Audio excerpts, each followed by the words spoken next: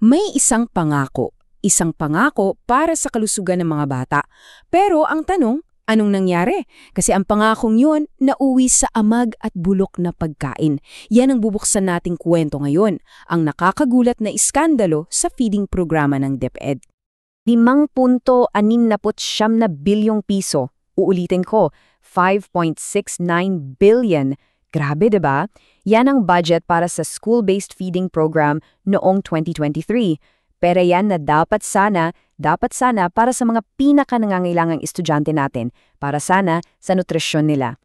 Pero yun nga, yung dapat sanang nutrisyon naging kabulukan, kasi yan mismong natuklasan ng ating mga government auditor. Isang nakaaga na seri ng pag-aaksaya.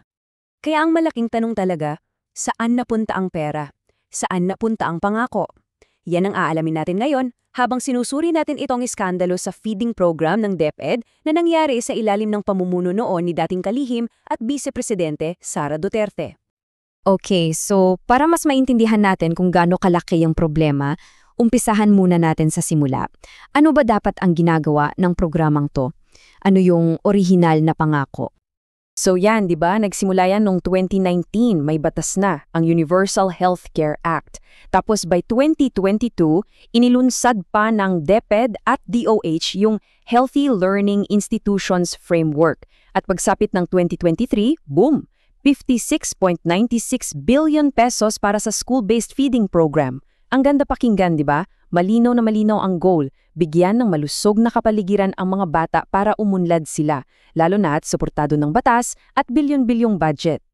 Pero, at eto na yung malaking pero, yung katotohanan sa ground ayon mismo sa ating state auditors, nako, malayong malayo sa inaasahan, parang langit at lupa. Tingnan niyo to, hindi to biro ha. Sa Aurora, may mga peste at insekto sa loob mismo ng Nutribans. Sa Bulacan, ang dinideliver, bulok, hilaw o durob. Sa Misamis Oriental, 1,001 na Nutriban na may amag isinauli. Imagine, yan ang dapat kakainin ng mga bata. At hindi lang yan ha, marami pang ganitong kaso na nakita ng Commission on Audit. At ang masakit pa dito, hindi lang ito sa isang lugar nangyari. Hindi to isolated case. Ang lumalabas, systemic ang problema. Isipin nyo, 21 school division offices na antala o walang delivery. Tapos may mga nakita pang kapalpakan sa procurement na aabot ng 60.9 million noong 2022 at 82 million na pagkain na hindi na ipamahagi. Grabe!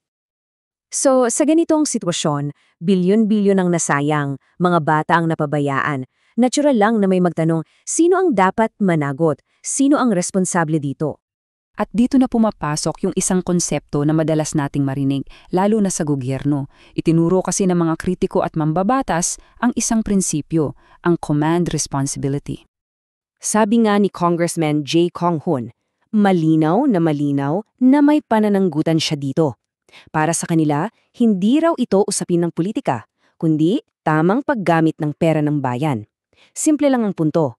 Bilang pinuno ng DepEd noong panahong yon, ang responsibilidad daw ay nasa itaas, kay Vice Presidente Duterte. Mas matindi pa nga ang naging pahayag ng Alliance of Concerned Teachers. Para sa kanila, pagtataksil sa serbisyo at pag-aaksaya ng pondo ang nangyari. Isang baho ng kapabayaan, sabi pa nila, lalo na't mga estudyante mula sa mahihirap na pamilya ang direktang apektado. At hindi lang yan opinyon ha. Sabi ng mga eksperto, itong mga kapalpakan, posibleng may mga nilabag na batas.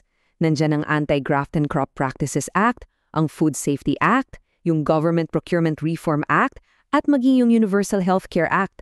Ang dami.